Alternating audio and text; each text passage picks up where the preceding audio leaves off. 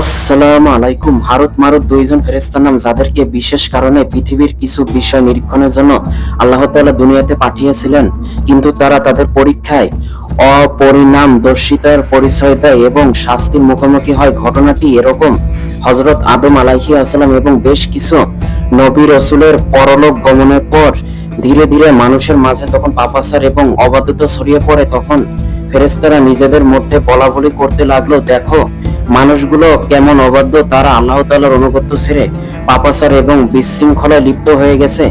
আমরা যদি হতাম তবে কখনোই এমনটি করতাম না। আল্লাহ তাআলা তাদের কথা শুনে বললেন, ঠিক আছে, তবে তোমাদের মধ্য থেকে দুইজনকে পৃথিবীতে পাঠাও পরীক্ষার জন্য, দেখা যাক তারা কিভাবে পৃথিবীতে তাদের নিজেদের পরিচালনা করে। এরপর আল্লাহ তাআলা হারুত মারুতের নামের দুইজন ফেরেশতাকে মানুষের আকৃতি ও মানুষের স্বভাব চরিত্র দিয়ে পৃথিবীতে প্রেরণ করেন। পাঠানোর আগে আল্লাহ তাআলা তাদের বলে দেন, আমি মানুষকে বিভিন্ন নবী রাসূল বা কিতাবের মাধ্যমে পাপ কাজ থেকে বিরত থাকার উপদেশ দিয়েছি, কিন্তু তোমাদেরকে সরাসরি উপদেশ দিচ্ছি, কখনো আল্লাহ তাআলার সঙ্গে কাউকে শরীক করবে না, কখনো কোনো নারীর সঙ্গে অসৎ কর্মে লিপ্ত হবে না, কখনো মদ্যপান করবে না। তাদেরকে তৎকালীন বাবেল শহরে পাঠানো হয় এবং এই ঘটনা হযরত সুলাইমান আলাইহিস সালামের সময়কার। পৃথিবীতে আসার কয়েকদিন পরে এই ফেরেশতাদ্বয় জোহরা নামের এক অতুল্য রূপসী নারীর রূপ দেখে পাগল হয়ে যায় এবং তাকে একান্তে কামনা করে। ওই নারী শর্ত দেয়, তোমরা যদি আল্লাহ তাআলার সঙ্গে শরীক করো তবে আমি তোমাদের মনোবাঞ্ছনা পূরণ করব। তারা বলে, এই কাজ আমাদের দ্বারা সম্ভব নয়। ওই নারী একজন লোককে দেখিয়ে আবার বলে, তাহলে ওই লোকটাকে হত্যা করো। তারা বলল, এই কাজও আমরা করতে পারবো না।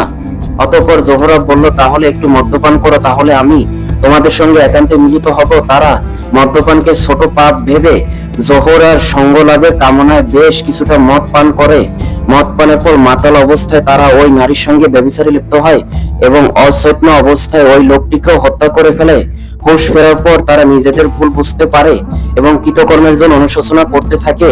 তারা আল্লাহ তাআলার কাছে ক্ষমা প্রার্থনা করলো। আল্লাহ তাআলা বলেন, তোমরা শাস্তির উপযুক্ত হয়েছো, এখন সেই শাস্তি তোমরা পৃথিবীতেও ভোগ করবে, আবার আখিরাতেও ভোগ করতে পারো। তারা বলল, আমরা দুনিয়াতে শাস্তি ভোগ করতে চাই।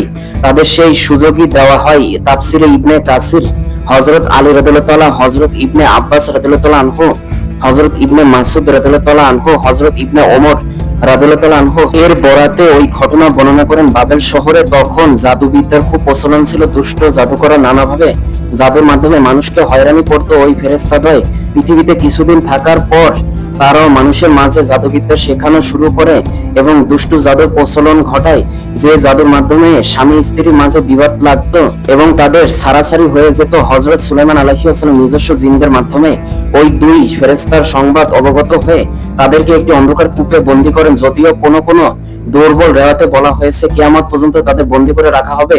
সহিহ ইবনে হিব্বান, মুসনাদে আহমদ ইবনে মারদুয়া, ইবনে জারির, আব্দুর রাজ্জাক গ্রন্থে কিছু পার্থক্য ছাড়া মূল হাদিসের ঘটনা এমনি বর্ণনা করা হয়েছে। আল কুরআনের সূরা বাকারায় আল্লাহ তাআলা এই দুই ফেরেশতার ব্যাপারে আলোচনা করেছেন, আর তারা অনুসরণ করেছে যা শয়তানরা সুলাইমান আলাইহিস সালামের রাজত্বে পাঠ করত। আর সুলাইমান কুফরি করেনি, বরং শয়তানরা কুফরি করেছে। তারা মানুষকে জাদু শেখাতো এবং তারা অনুসরণ করেছে যা নাজিল করা হয়েছিল বাবেলের দুই ফেরেশতা হারুত মারুতের উপর। আর তারা কাউকে শেখাতো না যে পর্যন্ত না বলতো যে আমরা তো পরীক্ষা, সুতরাং তোমরা কুফরি করো না। এরপর তারা এদের কাছ থেকে শিখতো, যার মাধ্যমে তারা পুরুষ ও তার স্ত্রীর মধ্যে বিচ্ছেদ ঘটাতো, অথচ তারা তার মাধ্যমে কারো কোনো ক্ষতি করতে পারতো না আল্লাহ তাআলার অনুমতি ছাড়া।